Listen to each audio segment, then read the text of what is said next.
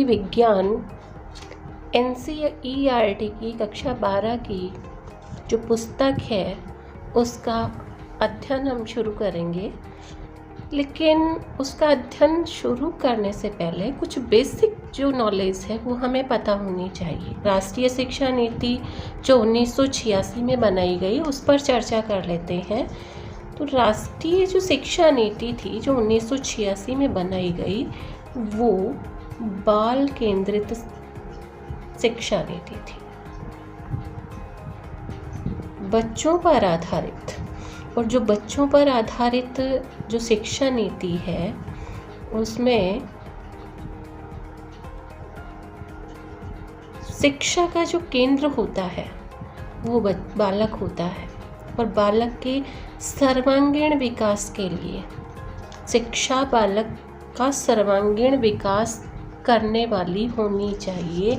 अर्थात शिक्षा ऐसी होनी चाहिए, पाठ्यक्रम ऐसा होना चाहिए जो बालक का सर्वांगीण विकास करे।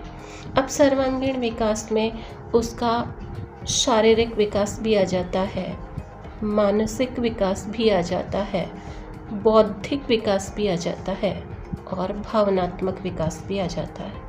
बालक शारीरिक रूप से स्वस्थ हो, मानसिक रूप से स्वस्थ हो और उसकी जो बुद्धि है उसका विकास हो, साथ ही उसको इमोशंस को कंट्रोल करना भी आना चाहिए।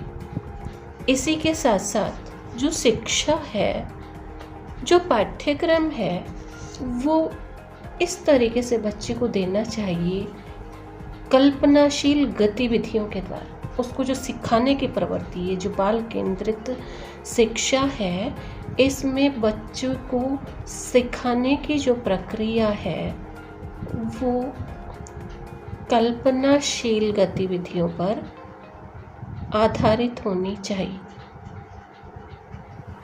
दूसरी बात, बच्चा सवाल पूछे, सवाल पूछ करके सीखे और अपने अनुभव जो उसे पिछले अनुभव होते हैं उन पर विचार करे। इससे क्या होगा, इससे बच्चे में नए ज्ञान का सृजन होगा। नए ज्ञान का वो अपनी पिछली पुरानी जो भी शिक्षा है, जो भी अनुभव है उन पर विचार करेगा, सवाल पूछेगा और कल्पनाशील गतिविधि करेगा तो उसमें नए ज्ञान का सृजन हो। अब हम बात करते हैं राष्ट्रीय पाठ्यचर्या की रूपरेखा पर। तो राष्ट्रीय पाठ्यचर्या की रूपरेखा यानी पाठ्यक्रम कैसा होना चाहिए। नेशनल करिकुलम फ्रेमवर्क, इसने लर्निंग विदाउट बर्डन पर जोर दिया है कि पाठ्यक्रम ऐसा होना चाहिए जो बिना बर्डन के सिखाए, बिना बोझ के सिखाए। बच्चों की जो शिक्षा की पद्धति है, जो सीखने की प्रक्रिया है वो बिना दबाव की होनी चाहिए, तो बिना बोझ की शिक्षा होनी चाहिए। इससे क्या होगा, बिना बोझ की जो शिक्षा होगी, इस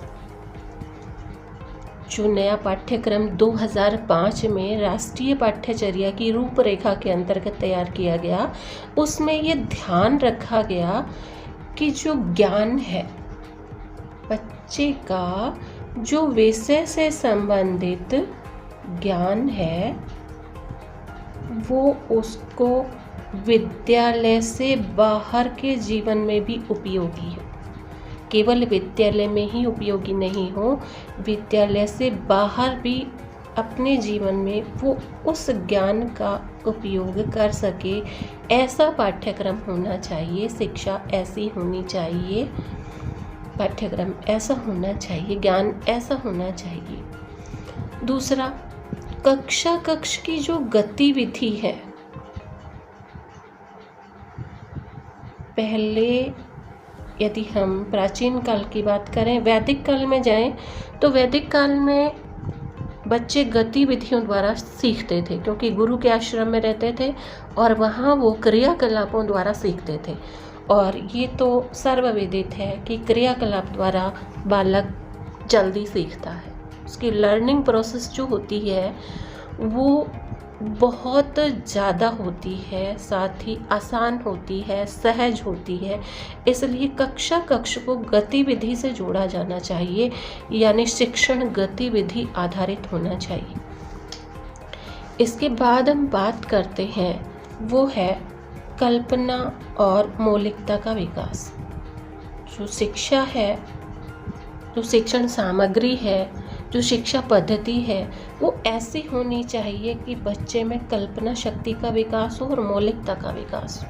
ये दो चीज़ें बहुत ज़रूरी है, वरना ये शिक्षा उसके कोई काम नहीं आएगी यदि वो उसको लेकर के आगे उसको कल्पना और मौलिकता से नहीं जोड़ पाएगा। इसके बाद बात करते हैं हम कि जो पुस्तक केंद्रित पाठ्यक्रम है, ये शिक्षा उसी पर आधारित नहीं होनी चाहिए। संबंधित बहुत सारी जो सहायक सामग्री होती है, जो पर्यावरण होता है, जो बाहर का जीवन होता है, उन सब से प्रैक्टिकल बेस होनी चाहिए।